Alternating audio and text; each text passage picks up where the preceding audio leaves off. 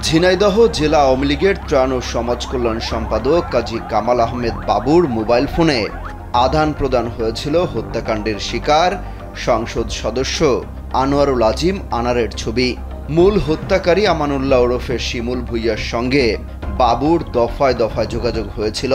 বাবু এই যোগাযোগ করেছিলেন জেলা আওয়ামী লীগের সাধারণ সম্পাদক সাইদুল করিম মিন্টুর হয়ে। এমপি হত্যায় বাবু গ্রেপ্তার হলে তার ফোনে থাকা এসব ছবি এবং কথোপকথনে মিন্টু ফেঁসে যেতে পারেন এই শঙ্কায় বাবুর 3টি ফোন নিয়ে নেন মিন্টু। এরপর সেগুলো ফেলা হয় ঝিনাইদহ শহরের পায়রা চত্বর সংলগ্ন 2টি পুকুরে। ফোনগুলো পুকুরে ফেলে দিলেও তা হারিয়ে গেছে বলে থানায় জিডি করেন বাবু।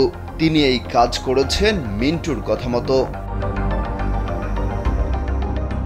আনার হত্যার তদন্ত সংশ্লিষ্ট সূত্রে জানা গেছে, এমপি আনারকে 13ই মে হত্যার পর শিমুল ভূঁইয়া দেশে ফিরে আসেন 15ই মে। 16ই মে রাতে বাবুর সঙ্গে যোগাযোগ করেন শিমুল। তাদের মধ্যে এমপি আনারকে হত্যার ছবি আদান প্রদান করা হয়। 17ই মে থেকে 19 মে পর্যন্ত শিমুলের সঙ্গে বাবুর হোয়াটসঅ্যাপে যোগাযোগ এবং SMS আদান প্রদান হয়। তারা আনার হত্যা ও পরবর্তী সময়ে টাকা পয়সার লেনদেন নিয়ে আলাপ করেন।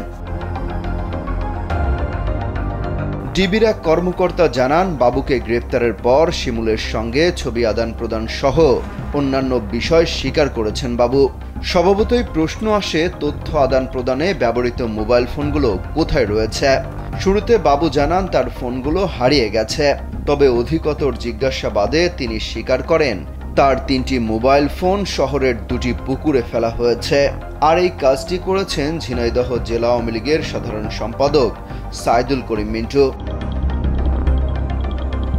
তদন্ত সূত্র জানিয়েছে, বাবুর 3টি ফোনের মধ্যে 2টি ফেলা হয়েছে পায়রা চত্বর সংলগ্ন পেট্রোল পাম্পের পেছনের একটি পুকুরে, আরেকটি ফোন ফেলা হয়েছে স্টেডিয়াম সংলগ্ন একটি পুকুরে।